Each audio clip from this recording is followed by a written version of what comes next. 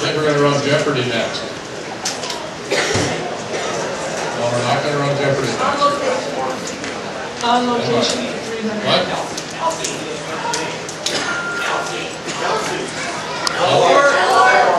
Elsie Jensen is here, representative of the Wahpeton Chamber of Commerce, ladies and gentlemen.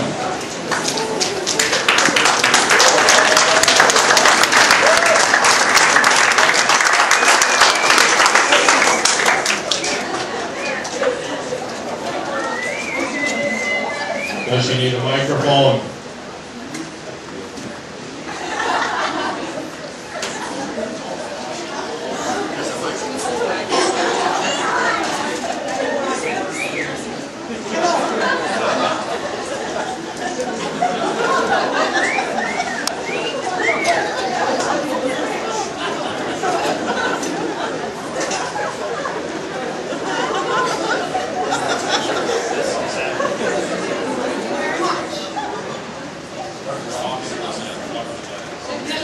Got it. Forget they're on the table for me, please.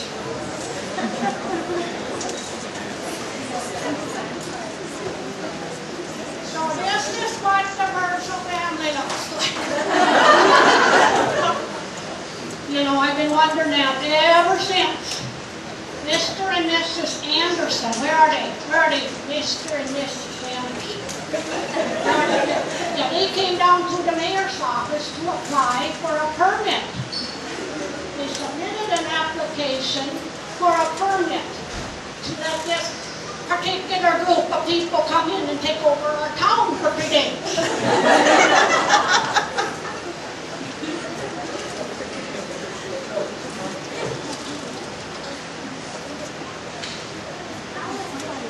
So, is everybody having a good time in Wahpeton?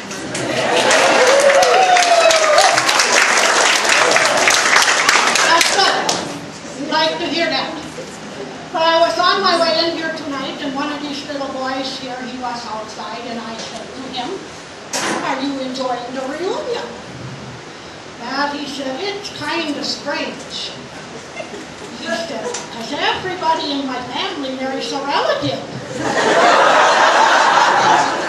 "Oh, what do you mean by that?" He says, "Well, Mommy married Daddy, and Auntie married Uncle, and today I found out that Grandpa married Grandma. But I know you're a bunch of mostly primarily Irish folks, and maybe that explains it, I don't know." Anyway, I'm going to introduce myself now, and I'm going to tell you my business.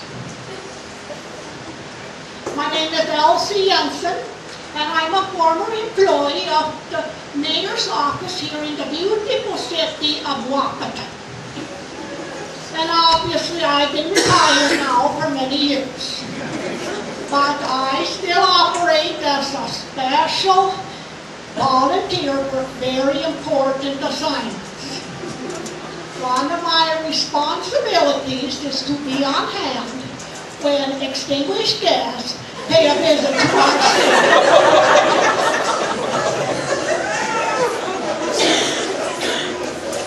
So that's why I am here today. I am here to honor on behalf of the mayor 2 of your clan who happen to be extinguished guests.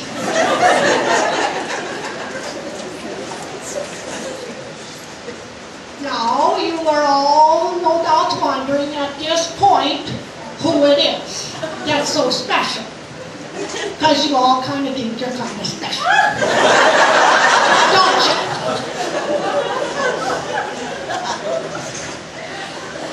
But like I was saying, in order to get the permit, they had to submit an application.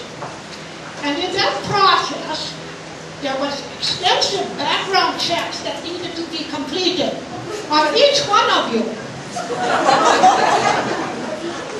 And so the mayor, he had to go into the archives. And he had to look up information for some of you in some pretty old books. Some of you.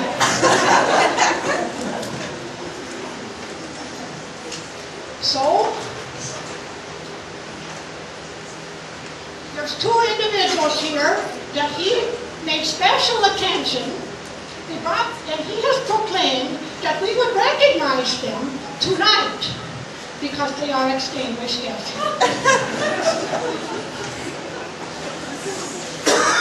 So,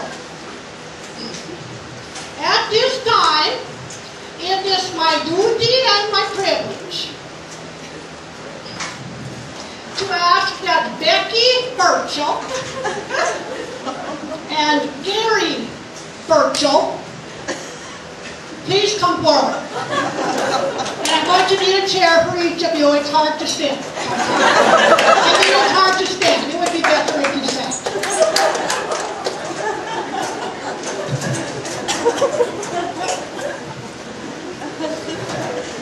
I'll introduce myself. I'm Elsie. And you're Gary, I take it? You're Becky, and you must be Gary. It's really nice to meet you. And so how long you two been married? No. Oh my goodness, now it's trouble. Okay, you need to. He ain't yours. Is it somebody's? Okay, so you're not married to each other. Okay, we gotta get that straight. So okay, but you're both married. You know, I'm gonna have you scoot out just a little bit. I gotta have a little room.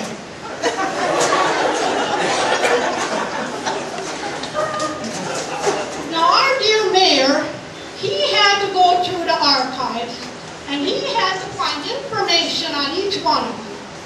And what he came up with was that both of you were born in 1951 AD. There you go.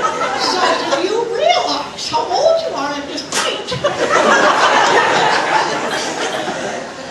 I'm thinking it's about 60 years old.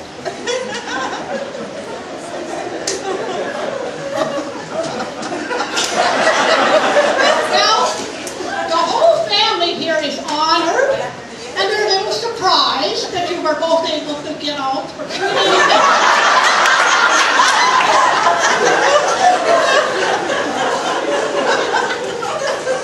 But with respect to your 60th birthday, I have this to say. Forget the past, you can't change it. Forget the future, you can't predict it. And forget the present, because I didn't bring it.